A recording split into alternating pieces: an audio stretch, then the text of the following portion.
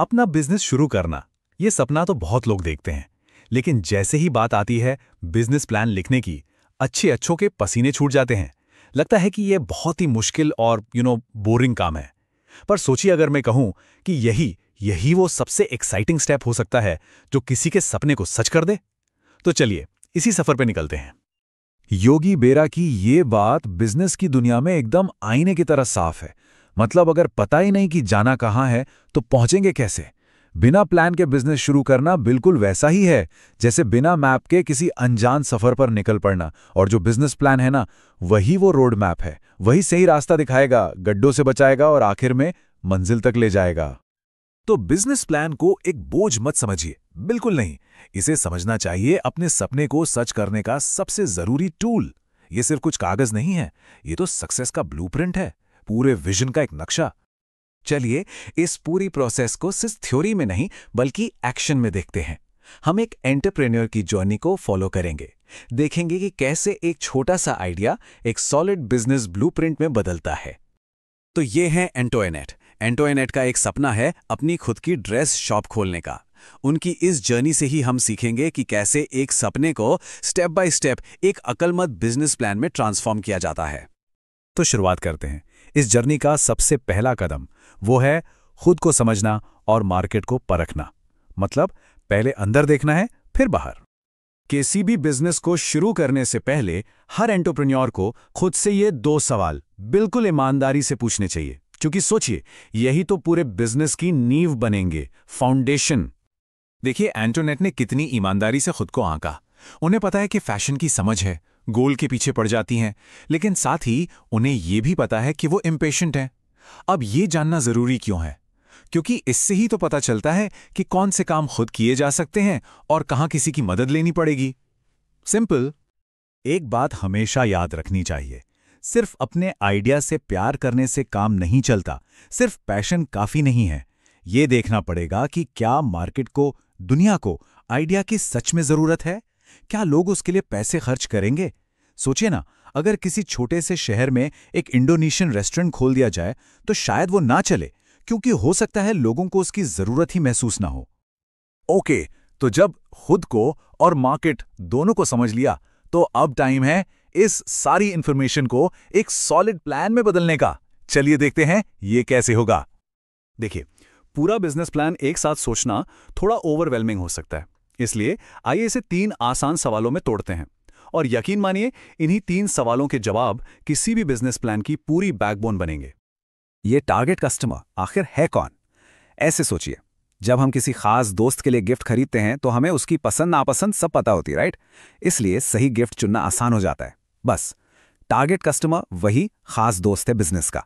जब उसको अच्छी तरह जान जाते हैं ना, तो बिजनेस के सारे डिसीजन लेना एकदम आसान हो जाता है। ये एक परफेक्ट एग्जाम्पल है। एंटोनेट ने अपने आइडियल कस्टमर को एक नाम दे दिया, टेरी।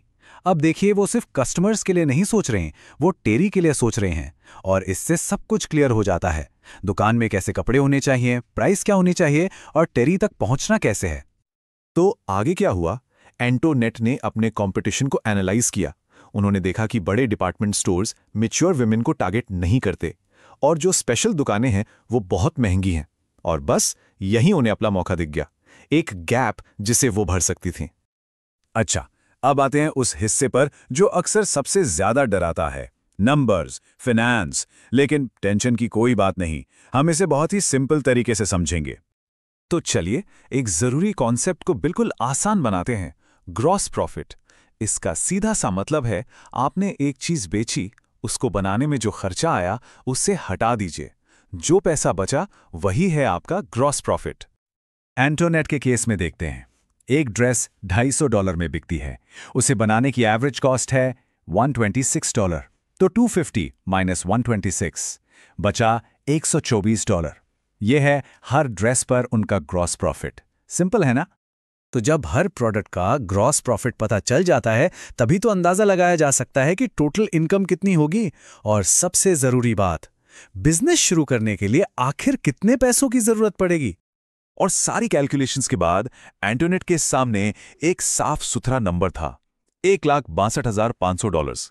अब यह सिर्फ एक सपना नहीं था, ये एक ऐसी मंजिल थी, एक ऐसा गोल था जिसके लिए वो काम कर सकती थी। एक बात समझनी जरूरी है, प्लान कितना भी अच्छा हो, इन्वेस्टर्स हमेशा उस इंसान पर पैसा लगाते हैं जो उस प्लान के पीछे है। इसलिए ये सेक्शन इस बारे में है कि कोई कैसे साबित करेगा कि इस काम के लिए उससे बेहतर कोई नहीं है। और यहां हम्बल होने का टाइम नहीं है।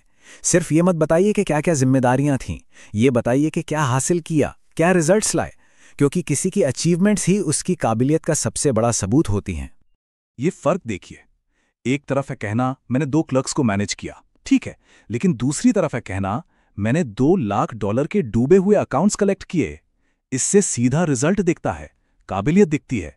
यही वो छोटा सा फर्क है जो किसी को भी भीड़ से अलग खड़ा कर देता है।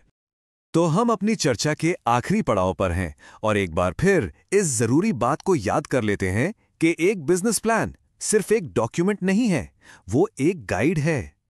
तो सबसे इंपॉर्टेंट टेक अवे क्या है? यही कि बिजनेस प्लान कोई ऐसी चीज नहीं है जिसे बनाकर फाइल में बंद कर दिया जाए। नहीं, ये एक लिविंग गाइड है, एक जिंदा रोड मैप। जैसे जैसे बिजनेस बढ़ेगा, ये प्लान भी उसके साथ बदलेगा, उसके साथ इवॉल्व होगा। तो रोड मैप अब तैयार है, मंजिल सामने साफ दिख रही है। अब सवाल सिर्फ एक है, शुरुआत कहां से होगी, पहला कदम कौन सा होगा? इस कहानी का अगला चैप्टर अब लिखने की बारी है।